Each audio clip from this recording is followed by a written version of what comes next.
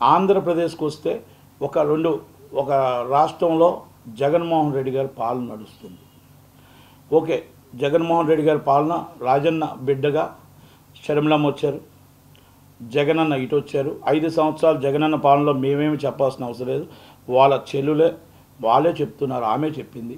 ఇది రాజన్న పాలన కాదు, ఇది గుద్దుబండ పాలన, ఇది జగనన్న ఏం చేశారో చెప్పమని ఆమె అడిగింది. దానికి సమాధానం లేదు.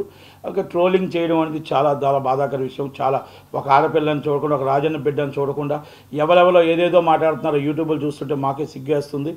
కొంచెం మాట్లాడటానికి కూడా చాలా అంటే జగనన్నకి చెల్లులని, రాజశేఖర రెడ్డి గారి కూతురని కూడా ఆలోచించకుండా వాళ్ళు ఇష్టం వచ్చినట్టు మాట్లాడుతుంటే దానికి వైసీపీ వాళ్ళు ఖండించకపోవడం కూడా ఇది బాధాకర విషయం.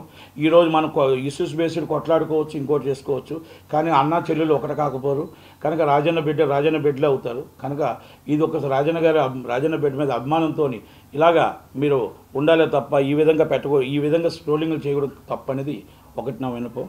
ఇప్పుడు నేను ఒకటే అడుగుతున్నా, రేపు రాబోయే ఎలక్షన్స్లో ఏ సినిమాలు రానియండి, ఇష్యూస్ బేస్డ్ ఎవరు పొలిటికల్గా ఎవరెవరైనా సినిమాలు తీస్తారు, ఎవరెవరైనా సినిమాలు చేస్తారు. పొలిటికల్గా చూడాలి, ఆనందించాలి. సినిమాలు చూసి ఓటు వేయరు. నేను సినిమా చూస్తే పవన్ కళ్యాణ్ గారు సినిమా చూసి ఓటు వేస్తారని నేను అనుకోను. అలాగే మీకు ఇప్పుడు యోహన్ సినిమా చూసి ఓటేయరు, లేకపోతే ఇంకో సినిమా చూసి ఓటేయరు. ఇది యాత్ర సినిమాని ఎంటర్టైన్మెంట్ మాత్రమేనండి.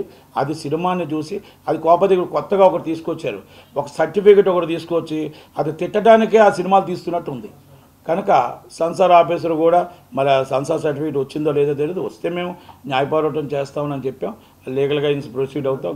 లీగల్ ఎయిట్ అనేది మేము కూడా యాత్ర చూస్తాం. కనుక ఏది ఏమైనా ఆంధ్రప్రదేశ్లో పాలన చాలా అధ్వానంగా ఉంది. ఎన్ని క్యాండిడేట్లు ఎన్ని మార్చుకున్నా, ఎన్ని చేసుకున్నా పవన్ కళ్యాణ్ గారు, చంద్రబాబు నాయుడు గారు కలయికలో గవర్నమెంట్ ఫామ్ చేస్తాం.